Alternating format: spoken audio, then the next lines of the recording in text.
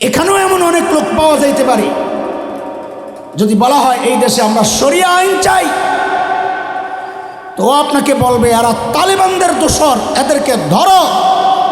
শরিয়া আইন প্রতিষ্ঠার জন্য মুক্তিযুদ্ধ করি নেই, এমন আজাইরা কথা বলার মতো লোকের অভাব নাই।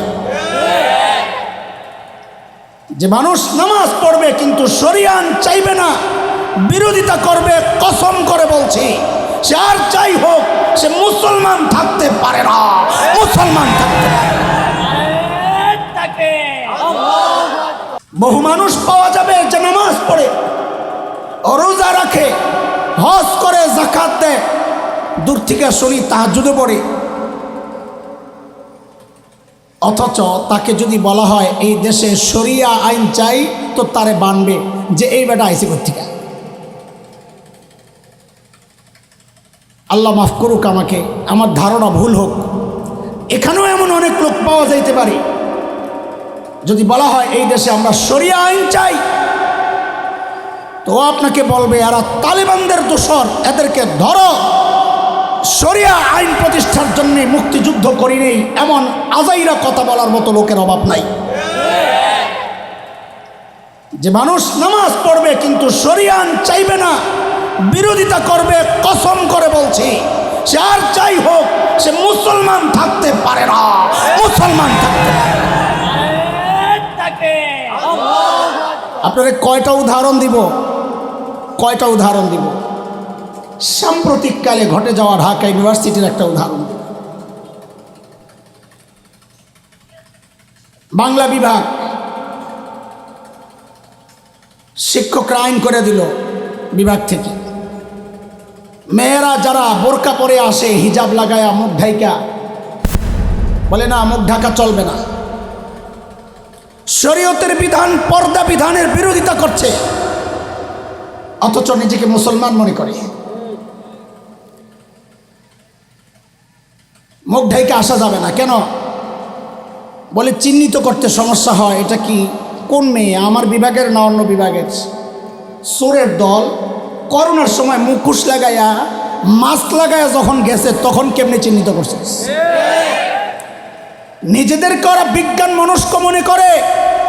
তো তোদের এই বিজ্ঞান কই গেলে? এমন কোনো মেশিন কেন বসাস না এই ডিজিটাল যুগে, বায়োমেট্রিক পদ্ধতির এই যুগে, যেখানে আঙ্গুল রাখলেই মানুষের পরিচয় ফুটে ওঠে, এমন মেশিন না রাইখা শরীয়তের বিধান কাটছাট করতে চায়। এরা কারা আমরা জানতে চাই। বলে পর্দা করলে ঢাকা ইউনিভার্সিটি আসার দরকার নাই, বাড়িতে বৈশা লেখাপড়া করো। আমরা জানতে চাই এরা কারা। ঢাকা ইউনিভার্সিটি তোর বাপের সম্পদ না, দাদার ঠাকুরের সম্পদ না, মুসলমান নবাবের দেওয়া এই সম্পত্তি মুসলমানদের উন্নতি অগ্রগতির জন্যে প্রতিষ্ঠিত এই ঢাকা ইউনিভার্সিটি। মুসলিম মেয়েরা যাবে না তো কারা যাবে? আমরা বরং বলতে চাই ঢাকা ইউনিভার্সিটিতে বসে যারা পর্দার বিরুদ্ধে অবস্থান নেয় তাদেরকে বলি, তোদের ইউনিভার্সিটি মুসলমানদের প্রতিষ্ঠিত ইউনিভার্সিটি আসার দরকার নাই, তারা পতিতালয়ে চলে যা, পতিতালয়ে চলে যা।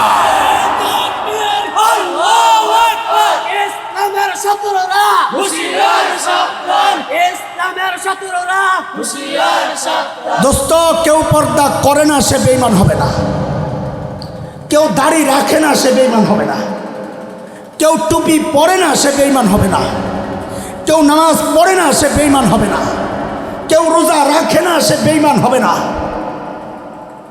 তো বেঈমান কে হবে? যে শরীয়তের কোনো বিধানকে অস্বীকার করে সে বেঈমান হয়ে যাবে। যে শরীয়তের কোনো বিধানকে তাচ্ছিল্য করে সে বেঈমান হয়ে যাবে। আর এটা কোন যুক্তিতে বলে? এটা যুক্তিও বলে না কিছু মানবো কিছু ছাড়বো, আমার দিনও সায় দেয় না, স্বীকৃতি দেয় না কিছু মানবো কিছু ছাড়বো।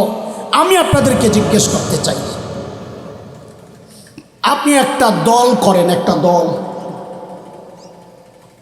ওই দলের সাথে আপনি মিছিলে যান, মিটিংয়ে যান, বুঝলেন আমার কথা? কিন্তু ঠিক ওই দলের প্রতিদ্বন্দ্বী দল দুইটা, হঠাৎ দেখা গেল ওই প্রতিদ্বন্দ্বী দলের মিছিলের মধ্যে আপনি আগে আগে, তাদের মিটিংও আপনি শরীক হন।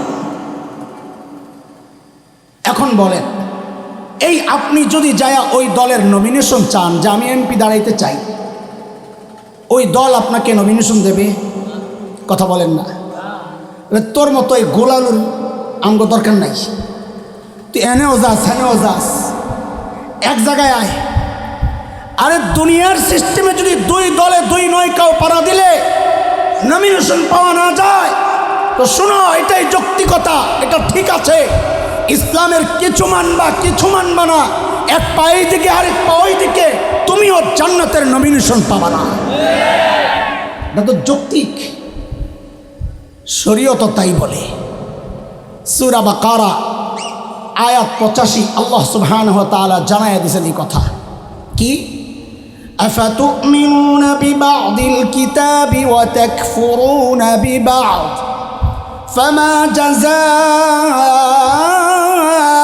মান ইয়াফআলু যালিকা মিনকুম ইল্লা খিzyun ফিল হায়াতিদ দুনিয়া ويوم القيامة يردون إلى أشد العذاب وما الله بغافل عما تعملون।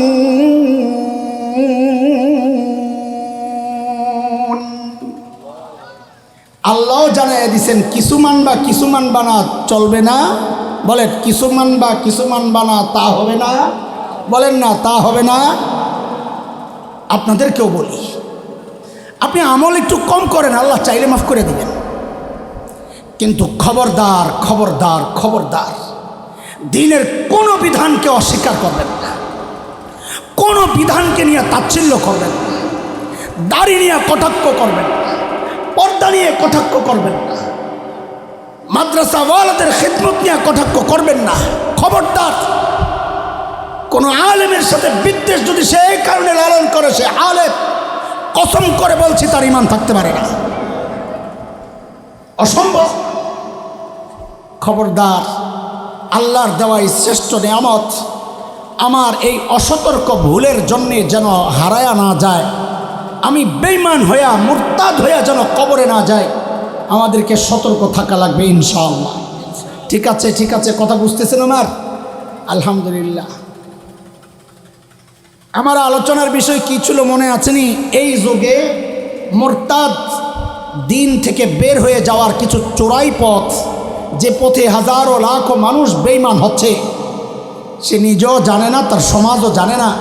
আপনাদেরকে শোনাচ্ছি দুই কারণে, যেন আমি আর আপনি ওই চোরাই পথে হাইটা নিজেকে বেঈমান না বানাই, আর যারা বানায় তাদের সাথে যেন সম্পর্ক না রাখি। ঠিক আছে কথা? আচ্ছা, এটা হচ্ছে একটা রাস্তা।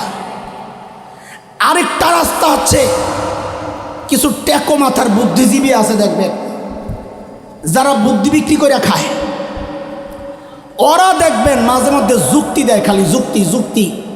ওদের চিন্তা হইল আমি ইসলাম মানি, আমি মুসলমান, আমার বাবা মুসলমান, দাদা মুসলমান, সব মুসলমান, আমি মিয়া নিজে হজ করছি কয়বার মিয়া জানো মিয়া। কিন্তু আস্তে করে ওই ভিতরের কথাটাও কয়, কিন্তু